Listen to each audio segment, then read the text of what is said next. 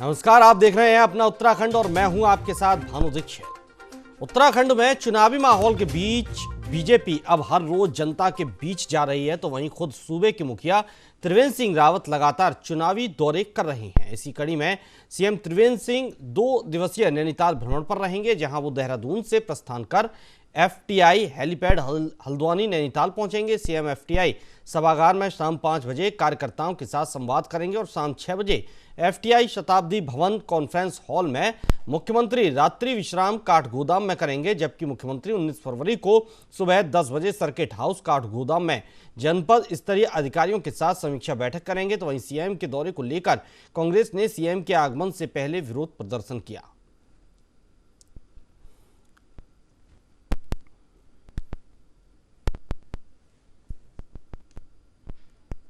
देश के मुख्यमंत्री कहीं भी दौरा कर सकते हैं, हमारी कोई आपत्ति नहीं। क्या करने आ रहे हैं ये नहीं पता। अगर वो वहाँ की टूटे हुए गड्ढों को देखें, टूटी हुई सड़कों को देखें जो मेरे समय में चमचमाती हुई और रपकती चलती थी, उनको देखने आ रहे हैं। अच्छी अगर वो स्वास्थ्य की सेवा सुधार के लिए आ रहे हैं तो बड़ा स्वागत है। और वो गैस पेट्रोल डीजल के दाम बढ़ोतरी के बारे में क्या कह रहे हैं, लेकिन इनमें से कोई बात बड़े बड़े विज्ञापन आजकल आ रहे हैं, लेकिन ऐसा नहीं दिखाई दिया महंगाई रोकने के लिए हम ये काम कर रहे हैं। देश के मुख्यमंत्री कहीं भी दौरा कर सकते हैं, हमारी कोई आपत्ति नहीं। क्या करने आ रहे हैं ये नहीं पता।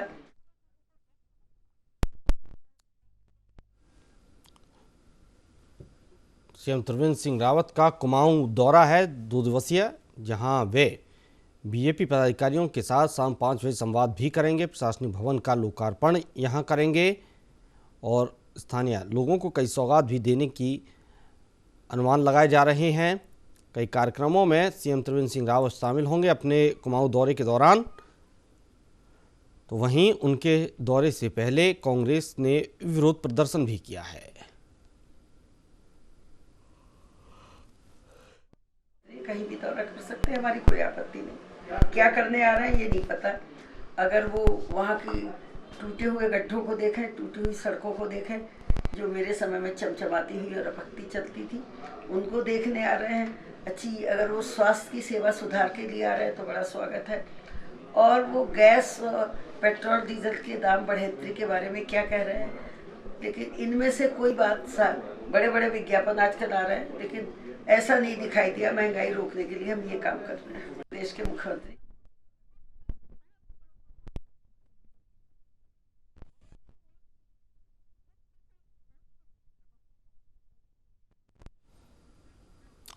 चमोली के जोशी मठ में बीते दिनों आई त्रासदी में अब तक 61 लोगों के शव बरामद हो गए हैं, जिनमें से 32 लोगों की शिनाख्त हो चुकी है, जबकि तपोवन टनल में फंसे कई लोगों के लिए रेस्क्यू ऑपरेशन 12वें दिन भी जारी है। हालांकि अभी भी इस आपदा में 145 लोग लापता बताए जा रहे हैं, जिनकी तलाश लगातार जारी है। रेस्क्यू ऑपरेशन में आईटीबीपी, एनडीआरएफ, एसडीआरएफ की टीमों का लगातार सर्च अभियान जारी है।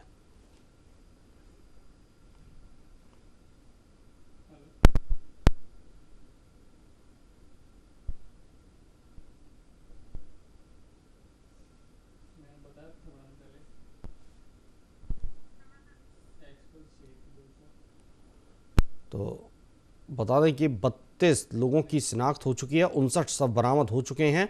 12वें दिन भी चमोली में रेस्क्यू ऑपरेशन लगातार जारी है।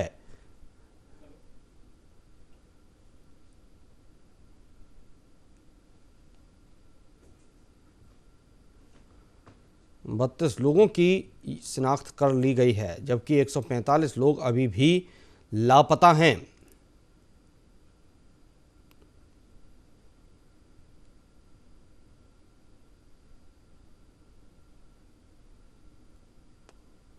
बत्तीस लोगों की शिनाख्त जो शव मिले हैं उनमें से हो चुकी है।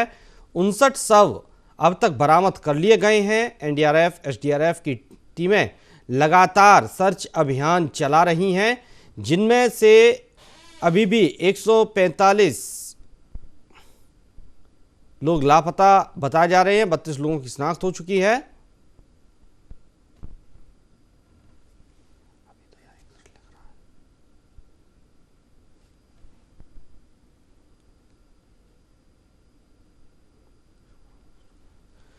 61 शव बरामद हो चुके हैं। 12वें दिन लगातार रेस्क्यू ऑपरेशन जारी है। 12 दिन से अभी तक टनल के अंतिम छोर तक नहीं पहुंचा जा सका है। और इस पर अधिक जानकारी के लिए सत्येंद्र पुंडीर हमारे संवाददाता हमारे साथ जुड़े हुए हैं। सत्येंद्र, क्या कुछ अपडेट है? आज 12वें दिन भी लगातार रेस्क्यू ऑपरेशन चल रहा है। कितने शव बरामद हो चुके हैं, कितनों की शिनाख्त हो गई है और कितने अभी भी लापता हैं?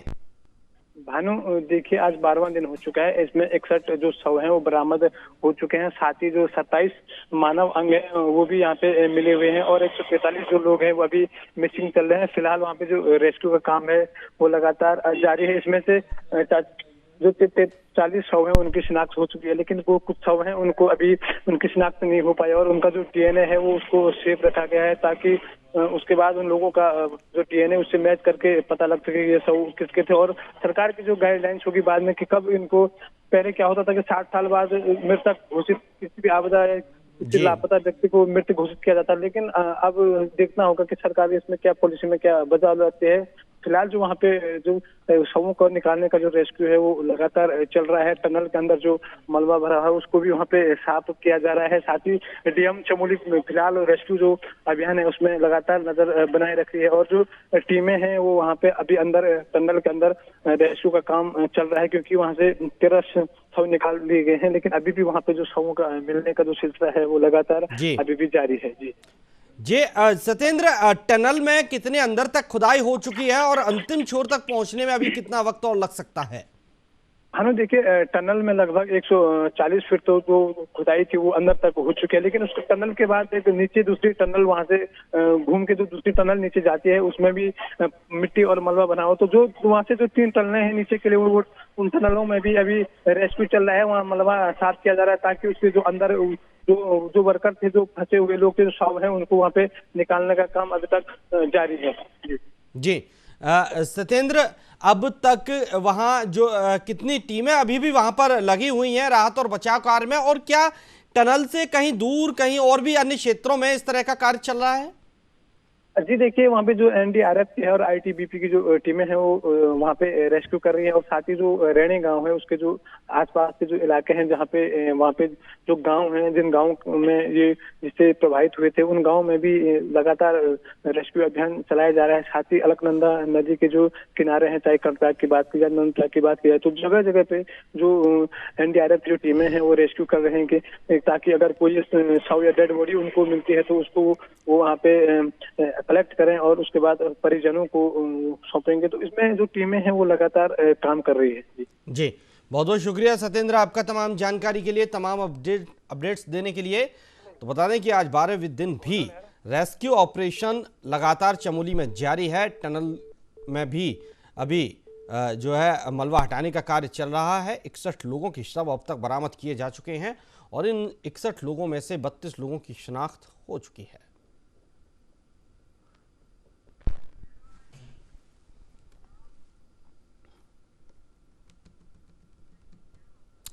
हरिद्वार में लगने वाला कुंभ 2021 को लेकर कुंभ मेला की तैयारियां अब अंतिम चरण में है, जिसे लेकर कुंभ मेला अधिकारी दीपक रावत एक्शन मोड में दिखाई दे रहे हैं। जिसको लेकर कुंभ मेला अधिकारी ने अपने अधिकारियों और कर्मचारियों के लिए एक आदेश जारी किया है, जिसमें उनके द्वारा कहा गया है कि कोई भी अधिकारी कर्मचारी बिना कारण बताए अवकाश पर न जाए, क्योंकि कुंभ मेले के अधिकतर कार्य अंतिम चरण में हैं, जिससे उन कार्यों में व्यवधान आ सकता है। इसलिए अधिकारी और कर्मचारी अगर छुट्टी लेते हैं तो इसके बारे में कुंभ मेला अधिकारी को जरूर बताएं और अपनी जगह किसी अधिकारी या कर्मचारी को कार्य सौंपकर ही जाएं। तो वहीं कुंभ मेला अधिकारी की ओर से दिए गए आदेश में साफ कहा गया है कि आदेश मानने वाले कर्मचारी और अधिकारियों पर, जो अधिकारी इन आदेशों को नहीं मानेगा उन पर कड़ी कार्रवाई की जाएगी। है तो हम इसको बिल्कुल मना नहीं करते हैं, लेकिन वो व्यक्तिगत रूप से मेरे संज्ञान में आना जरूरी है, क्योंकि अगर कोई हमारे कर्मचारी हैं, कोई अधिकारी हैं, वो अगर जा भी रहे हैं तो मैं ये जरूर देखूंगा कि उनके बदले कोई जिम्मेदार अधिकारी या कर्मचारी उस काम को देखे। तो मेरी ओर से आदेश हुए कि मुझसे व्यक्तिगत रूप में बताए बिना कोई भी इस तरह से लीव पे ना जाए। जी सर, और सरकार अगर ऐसा कोई नियम तोड़ता है तो इसमें हम जरूर इसमें कार्रवाई भी करेंगे उनके अगेंस्ट। अगर चेतावनी के बावजूद भी कोई इस तरह से करता है कार्रवाई कीजिए।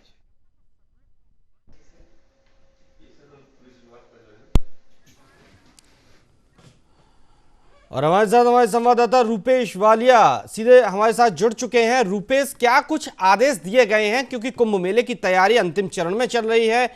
जाहिर है अगर ऐसे में तैयारियों को कोई अधिकारी छोड़कर बीच में कहीं चला जाता है तो उस पर असर जरूर पड़ेगा। तो इसको लेकर जो मेला अधिकारी हैं दीपक रावत, उन्होंने क्या कुछ आदेश निकाले हैं? देखिए भानु, कुंभ मेला अपने अंतिम चरण में है और ऐसे में कई काम ऐसे हैं जो अभी पूरे नहीं हो पाए हैं।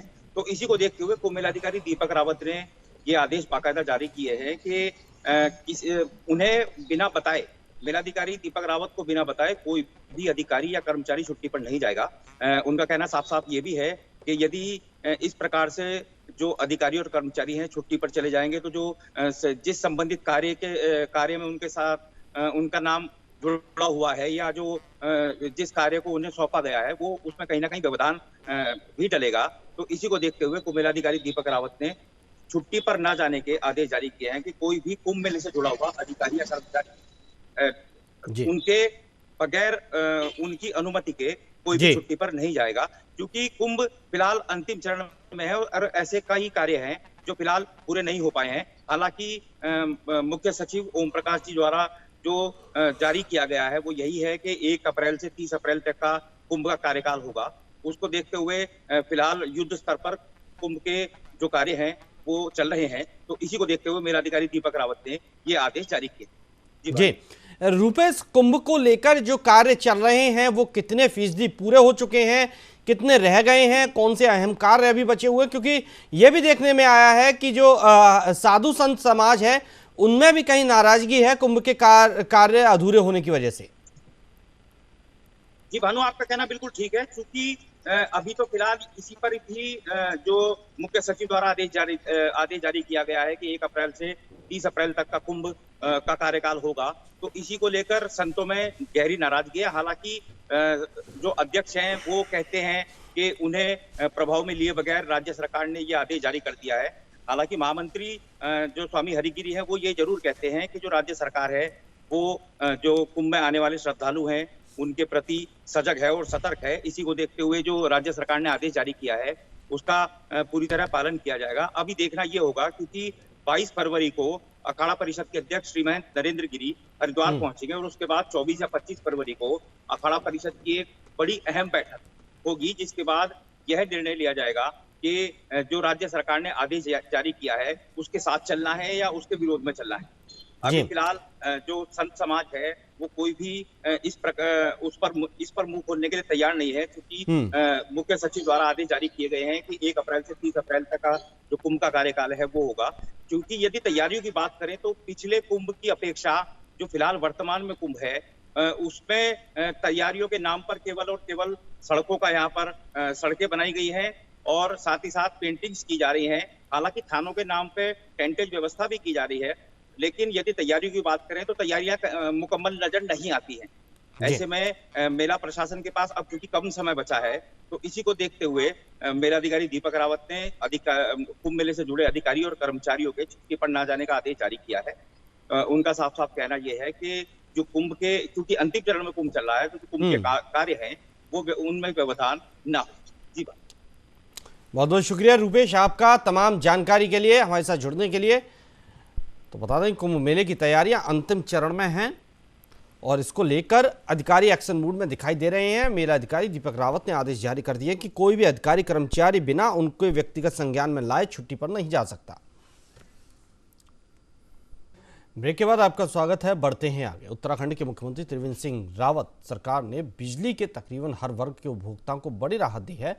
उन्हें विलंब अधिभार में 3 महीने तक 100% छूट देने के फैसले पर मंत्रिमंडल ने मोहर लगाई है। इस फैसले से राज्य के 6 लाख विद्युत उपभोक्ताओं को लाभ मिलेगा। मंत्रिमंडल ने प्रदेश के 75 किलोवाट तक विद्युत क्षमता वाले राज्य के घरेलू, वाणिज्यिक, एलटी, औद्योगिक और निजी नलकूप श्रेणी के उपभोक्ताओं को विलंब अधिभार से छूट देने का निर्णय लिया है। ये योजना 3 महीने तक लागू रहेगी। इस फैसले से सरकार को करीब 230 करोड़ की आर्थिक हानि उठानी पड़ सकती है।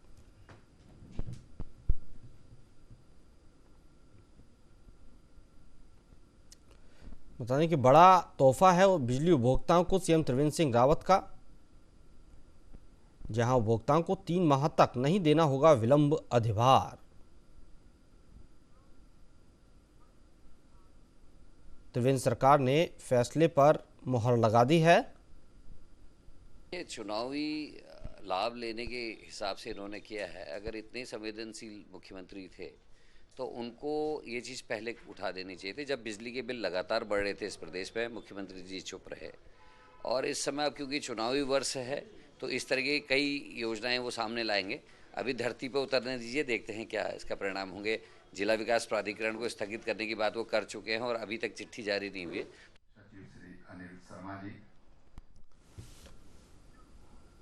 और अधिक जानकारी के लिए विशाल गर्ग हमारे साथ जुड़े हुए हैं। विशाल, क्या कुछ बिजली उपभोक्ताओं को सरकार की तरफ से राहत दी गई है और कितनी राहत ये उपभोक्ताओं के लिए मानी जा रही है? बिल्कुल भानु, मैं बताना चाहूंगा कि जिस तरह से मुख्यमंत्री त्रिवेंद्र सिंह रावत ने एक बड़ा फैसला जो कैबिनेट में लिया है, वो 6 लाख उपभोक्ताओं को राहत देने का काम कहीं ना कहीं किया है, जिससे कि 230 करोड़ की आर्थिक हानि भी सरकार पर पड़ेगी इसकी। लेकिन जिस तरह से हम देख रहे हैं कि लगातार जो मुख्यमंत्री त्रिवेंद्र सिंह रावत है वो इस तरह के फैसले करते हुए नजर आ रहे हैं। हालांकि विपक्ष इस पर लगातार हमलावर होता हुआ नजर आ रहा है। विपक्ष की ओर से लगातार ये कहा जा रहा है कि चुनावी वर्ष है तो शायद इसी कड़ी में कहीं ना कहीं मुख्यमंत्री त्रिवेंद्र सिंह रावत या उनकी जो सरकार है वो कार्य कर रही है कि ताकि हम इसमें चुनाव का फायदा ले सके। लेकिन जिस तरह से हम देख रहे हैं कि बिजली उपभोक्ताओं को एक बड़ी राहत जो मिली है, कहीं ना कहीं वो इस बात से कहीं खुश भी नजर आ रहे हैं जिस तरह से 3 महीने तक छूट भी इनको मिलेगी। और साथ ही 75 किलोवाट जो विद्युत क्षमता वाले व्यक्ति जो यूज कर रहे थे उसका भी कहीं ना कहीं इसको लाभ मिलेगा। तो हम देख रहे हैं कि मुख्यमंत्री त्रिवेंद्र सिंह रावत हालांकि जो लोग हैं उनके लिए कार्य कर रहे हैं, लेकिन विपक्ष लगातार हमलावर साबित होता हुआ नजर आ रहा है भाई जी। लेकिन विशाल, अगर जो राहत उपभोक्ताओं को दी जा रही है, इससे सरकारी खजाने पर कितना भार पड़ेगा? बिल्कुल भानु, इससे 6 लाख जो उपभोक्ताओं को कहीं ना कहीं ये राहत दी गई है, इससे लगभग 230 करोड़ की जो आर्थिक हानि है वो राज्य सरकार को झेलनी पड़ेगी। और यही कारण भी है कि कहीं ना कहीं विपक्ष जो है वो हमलावर होता हुआ नजर आ रहा है, क्योंकि विपक्ष इसको चुनावी रूप में देख रहा है। विपक्ष का कहना है कि जिस तरह से 2022 में इलेक्शन होने हैं, मुख्यमंत्री लगातार जो क्षेत्र है उनका भी दौरा कर रहे हैं या फिर जनता से जुड़ने की कोशिश कर रहे हैं या फिर समीक्षाएं कर रहे हैं, तो उस पर कहीं ना कहीं विपक्ष को लग रहा है कि कहीं ना कहीं उसका फायदा उठाने की कोशिश जो है वो सरकार कर रही है। लेकिन जिस तरह से हमने देखा कि 6 लाख उपभोक्ताओं को उसका फायदा मिलेगा, तो कहीं ना कहीं ये बड़ी खबर भी है मुख्यमंत्री त्रिवेंद्र सिंह रावत की ओर से।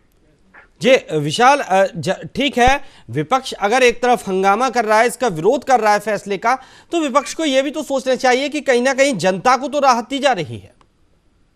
बिल्कुल भानु, क्योंकि जिस तरह से कोरोना काल रहा तो उस समय हमारे जो व्यवसाय थे वो काफी पूरी तरीके से ठप हुए, क्योंकि जिस तरह से हम देख रहे थे, चाहे वो होटलों का भार हो, चाहे वो धर्मशालाओं का भार हो या फिर किसी भी अन्य व्यक्ति का है, तो वो लगातार जो, क्योंकि उस समय कमाई कुछ हो नहीं रही थी और लगातार जो बिलों के चार्जेस थे वो बढ़ ही रहे थे, तो उसको लेकर कहीं ना कहीं हम देख पा रहे हैं कि एक राहत की जो खबर थी वो सामने आई है। लेकिन जिस तरह से हम देख रहे हैं कि विपक्ष भी लगातार इसको सवाल उठाता हुआ नजर आ रहा है, क्योंकि विपक्ष की ओर से तो इसको चुनावी रूप में ही देखा जा रहा है भानु। जी बहुत बहुत शुक्रिया विशाल आपका तमाम जानकारी के लिए।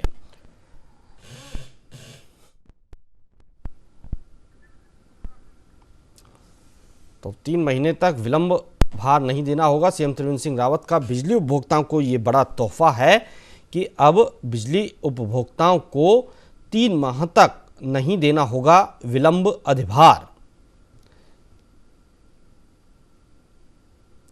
त्रिवेंद्र सरकार ने इस फैसले पर मोहर लगा दी है।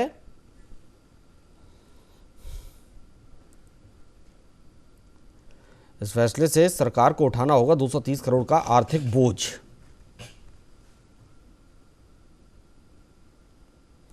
सीएम त्रिवेंद्र सिंह रावत का बिजली उपभोक्ताओं को बड़ा तोहफा।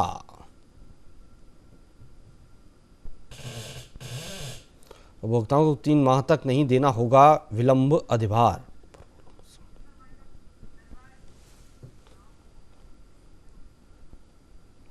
इसके साथ अपना उत्तराखंड में फिलहाल इतना ही। आप दीजिए इजाजत। नमस्कार।